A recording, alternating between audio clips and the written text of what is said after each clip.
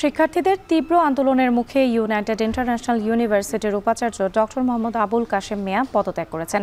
এছাড়াও পদত্যাগ করেছেন বিশ্ববিদ্যালয়টির সব অনুষদের ডিন, বিভাগীয় প্রধান ও ইনস্টিটিউটের পরিচালক।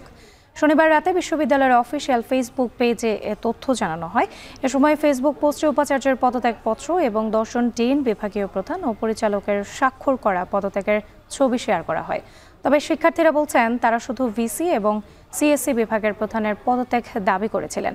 তারা বলেন, বিশ্ববিদ্যালয়কে অচল করে ভিসি এক ধরনের সিন্ডিকেট তৈরি করায় অন্যান্য বিভাগের প্রধানরাও পদত্যাগ করেছেন। এ সময় অন্যান্য বিভাগীয় প্রধানের পদত্যাগপত্র প্রত্যাহার না করা পর্যন্ত শিক্ষার্থীরা অনশন এবং অবস্থান কর্মসূচি চালিয়ে যাওয়ার ঘোষণা দিয়েছেন।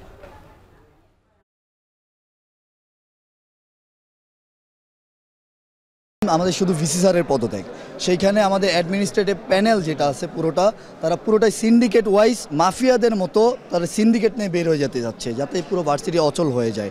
এই ক্ষেত্রে তারা চাচ্ছে যে তাদের সিন্ডিকেটটা চলুক এবং তারা নানা রকমভাবে আমাদের বিরুদ্ধে অপপ্রচার করার চেষ্টা করতেছে। নেট অফ করে দেওয়া হয় এবং সব কিছু অফ করে দেওয়া হয় এবং বিভিন্নভাবে আমাদেরকে সিন্ডিকেটের মাধ্যমে আমাদেরকে হুমকি দেওয়া হয় এবং আমরা যারা আন্দোলনরত স্টুডেন্ট ছিলাম তাদের ছাত্রত্ব বাতিলের হুমকিও এই পর্যন্ত দেওয়া হয়েছে।